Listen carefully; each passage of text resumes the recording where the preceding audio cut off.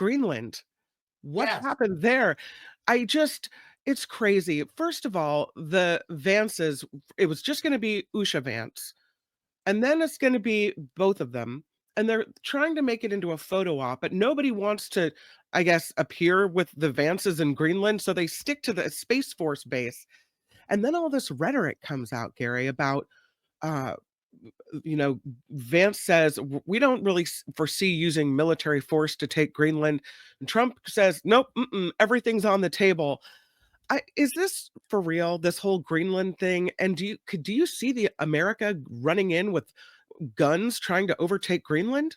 Well, the answer to the second question is obviously no. Yeah, I really don't think anybody sees that. Trump, in his usual bluster, well, everything's on the table. The reality is there are no American forces poised to do an amphibious, landing on the shores of Greenland.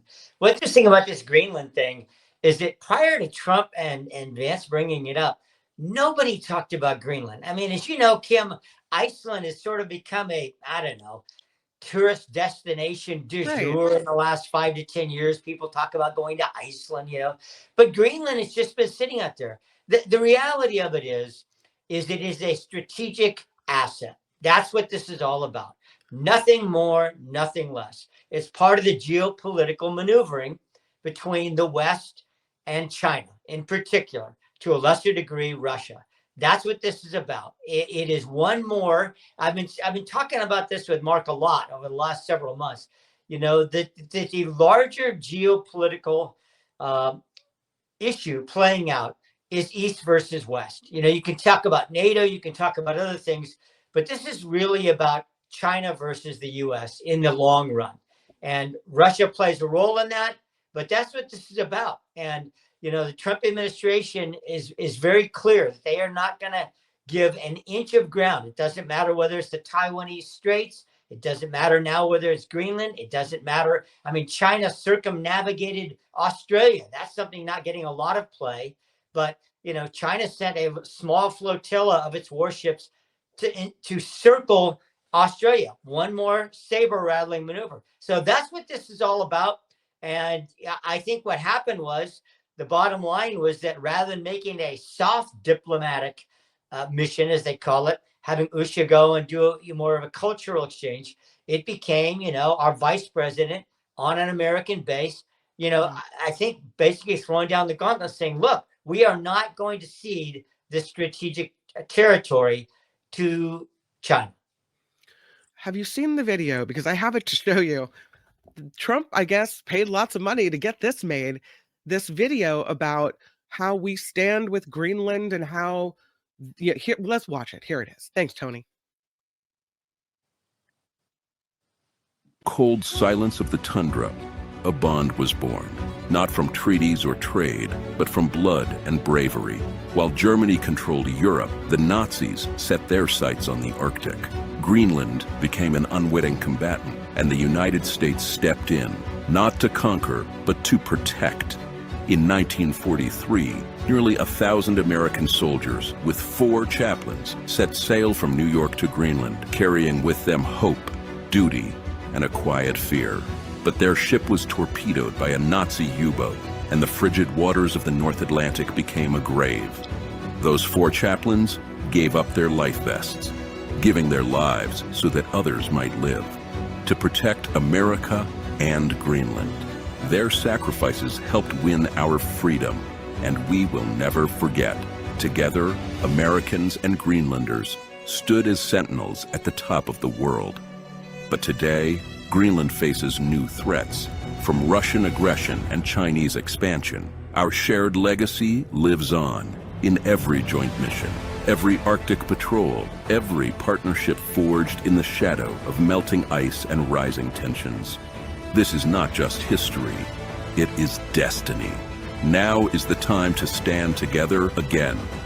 For peace, for security, for the future, America stands with Greenland. So that's a little propaganda-y, Gary Dietrich. I don't know if that's going to work. We're here to protect you. We're not here to, control you. I don't know. I don't think Greenlanders are gonna stand for that. Well, I would say that video, and I have seen that video, Kim. Thanks for sharing it with your audience. To me, yes, it, it has a propaganda feel to it, but the facts are that and this is when Greenland began to take on strategic importance, that during the Nazi attempt to really control the Atlantic, which they did to a large degree, and it's made famous in now, for example, Tom Hanks's movie Greyhound, etc., that the Atlantic was really under siege. And this became one of the most difficult portions of us coming to the aid of the Allies, most notably Britain in World War II. More recently, and this is where Greenland has not been talked about, and the Arctic hasn't been talked about probably enough, but the Arctic is seen as a very strategic zone, both economically and militarily for the future going forward. And that's what this is all about again. So I think that video, frankly, is aimed at a more global audience and even a domestic audience to help people understand why Trump and Vance would even care about this as much as it is, if not more, than Greenlanders themselves. Let's move to the Signal scandal. I don't know if we've talked to you about this yet, but over the weekend, after this whole, sharing of military secrets on a non-governmental chat, comes this article about Pete Hegseth. And apparently it's Bring Your Wife to Work Day for him, because he had brought his wife to more than one sensitive meeting as he met with foreign military leaders on a trip. Apparently during these meetings, sensitive information was shared. It doesn't say top secret, but sensitive enough. It's a bit of a scandal. I don't think that's normal to bring your wife to a Secretary of Defense meeting.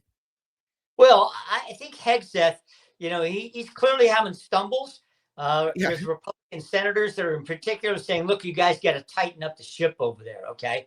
He's not been in this kind of a leadership role before. That's been made clear. He's growing into it, the Trump people would say. Democrats, of course, have called for his political head. That's not going to happen. Vance made that clear again when he was in Greenland, when he was asked that question. He said, don't make no mistake about it. He's not going anywhere. Now, could the political pressure build so much that they need a political sacrificial lamb in the Trump administration? Potentially. Right now, it doesn't look like that's the case. If there's not another big misstep, he and the others involved in this probably survive, Tulsi Gabbard, et cetera. But, there's no question that they're under the microscope now and can really afford, I would say, no more big missteps. Or there's even going to be members of their own party in Congress saying, look, you know what? You got to get a more experienced hand at the helm. Yeah, it's very interesting, and it doesn't look good for him. And I think this happened with the wife at the meetings before the signal flap. Right. But it's just now it looks like it's just building, and they're kind of making a case against him in the media almost. Right. Well, Hegseth is going to be a big target, not only because he's Trump's guy, but also because he's taken some pretty strong stands since he took this office just, 2 months ago, on things like the border, on things like trans folks in the military. So he's going to be under the microscope, and really and honestly, he cannot afford to become a liability to Trump's agenda and the administration. This is the way it is for every cabinet secretary. I mean, anybody who gets their head too far above the fence line is likely to have it shut off politically. I don't mean that in any way, on a personal level. I want to be careful about that. But, politically, you want to do your job and not become the issue. I have another video to show you. This one about whether or not the Trump administration is in the throes of a collapse. James Carville was on Smirkonish on CNN, and they asked him previously when the Trump administration would collapse. And now they've come back to him and said, okay, is it time? Is it collapsing? And I wanted to share his opinion and see if you have a different take on what's happening with the Trump administration. We have the video here. Well, what tense are we on? Is it collapsing or has it collapsed? That's the only argument to have.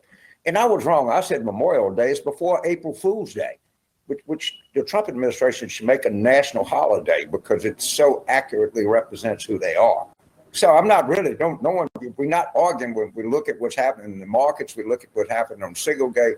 We look at what's happening all around us. treating measles with apricot pits or something like that. I think the thing is collapsed. But I'll go to you. Let's take the middle ground here and say it's collapsing, and I'll meet you halfway. But that's about all. So I can Harry do. and So it doesn't Harry feel like Enton, that. I really Yes, thank you, Tony. I appreciate it. So it doesn't feel like we're in the throes of a collapse to me, but perhaps you have a different take. Well, this has been Carville's, approach to this since the beginning of the Trump administration. As you know, he wrote that very controversial New York Times article, editorial piece. Why do I say controversial? The one where he said about, the Democratic Party needs to play possum, Ali rope-a-dope strategy. Let the Trump administration implode on its own.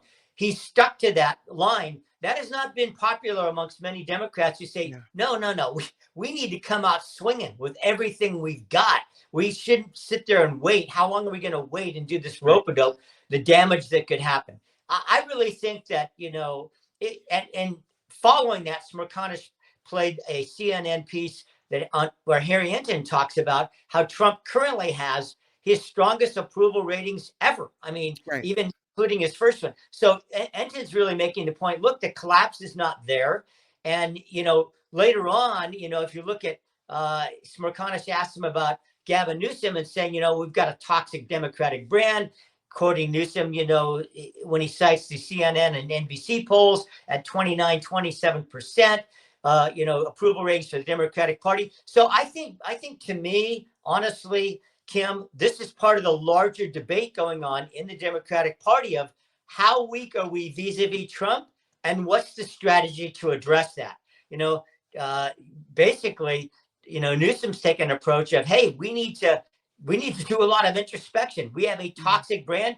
I would say that probably Carville agrees with some of that, but his thing is, what levers of power do we have? He's real big on all these special elections coming up between now and the midterms next year, and then the midterms themselves as the real evidence, as he says, of how toxic we are versus Trump. You mentioned Gavin Newsom going on Bill Maher. He did say that the Democrats are toxic, that we have this is let's see exactly what he said here. He called the Democratic Party toxic, and he's taking some huge flack for this. The Democrats are not happy. And as you mentioned with previously, this whole sit back and let the Trump administration collapse, you have Democrats showing up at town halls saying, do something. We need to do something.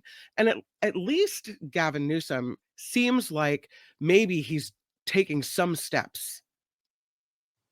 Well, I think the challenge, Newsom is finding himself between a rock and a hard place like Carville is, because he has members of his own California congressional delegation, as you know, Kim, spearheading these town halls, even in red congressional districts, not their own districts, going to red districts and holding these in an attempt to, as in their view, shine a really bright light on the failures and the fears that they have about Trump and his actions. And Newsom's taken a much more introspective approach. Unfortunately for him right now, it's seen as a very self-serving approach, that it's an attempt to redefine himself in preparation for 2028, and so that's the flack and the feedback that, a lot of what Gavin Newsom's been getting has been a lot of flack from his own party, saying that, listen, you're being somewhat disingenuous about this because it was you who was leading the charge on a lot of these, especially cultural issues that you say now caused us problems in November. Well, it sure looks like he's setting himself up for a run in 2028. Well, as Andrew Yang said, a former presidential candidate, his take was, here's the odds of Gavin Newsom running in 2028, 100%. Yeah, and exactly. I think most people at this point would agree with that. Gary Dietrich, always a pleasure. Thank you so much for coming on. I love having you on the show. Hey, thanks, Kim. You're doing a great job for Mark, and have a great rest of the show. Thank you so much. Gary Dietrich, everyone. And Gary's report is brought to us by Bill Campbell Real Estate. If you need a good realtor, you've got to go check it out.